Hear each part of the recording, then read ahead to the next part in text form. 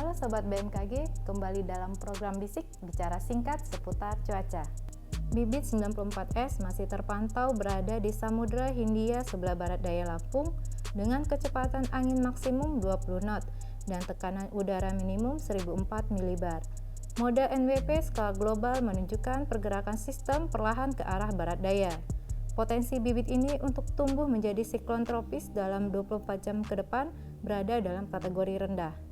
Dampak tidak langsung dalam 24 jam ke depan bibit 94S terhadap kondisi cuaca di Indonesia adanya tinggi gelombang 1,25 hingga 2,5 meter di perairan timur Kepulauan Mentawai, kemudian tinggi gelombang 2,5 hingga 4 meter di perairan Pulau Enggano hingga Bengkulu, perairan barat Lampung, Selat Sunda bagian barat dan selatan, perairan selatan Banten, dan Samudra Hindia Barat Kepulauan Mentawai hingga selatan Banten.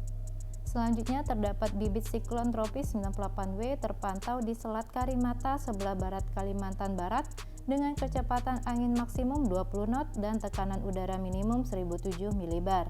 Mode NWP skala global menunjukkan sistem ini masih stasioner. Potensi bibit ini untuk tumbuh menjadi siklon tropis dalam 24 jam ke depan berada dalam kategori rendah.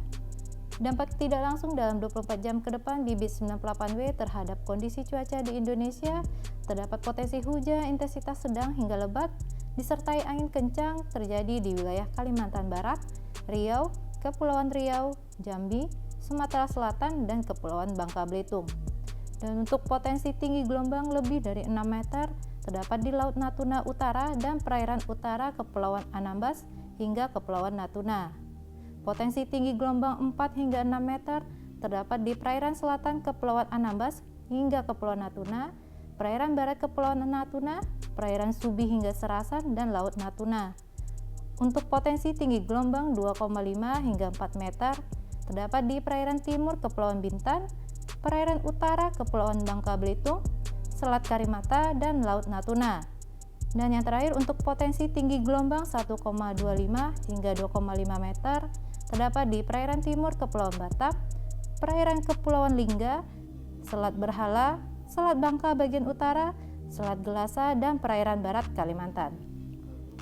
Berdasarkan perakiraan cuaca berbasis dampak hujan lebat di Indonesia, wilayah yang berpotensi terjadi bencana hidrometeorologi seperti banjir, banjir bandang, dan tanah longsor dengan status siaga yang berlaku pada tanggal 29 Januari 2023 berpotensi terjadi di wilayah Bengkulu, Kepulauan Riau, Jawa Timur, Banten, dan Kalimantan Barat.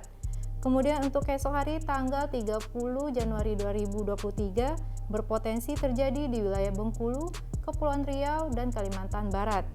Dan terakhir untuk tanggal 31 Januari 2023 berpotensi di wilayah Kepulauan Riau dan Kalimantan Barat. Karena itu kami himbau kepada Sobat BMKG untuk waspada jika Sobat beraktivitas di luar rumah dan selalu memperbarui informasi cuaca.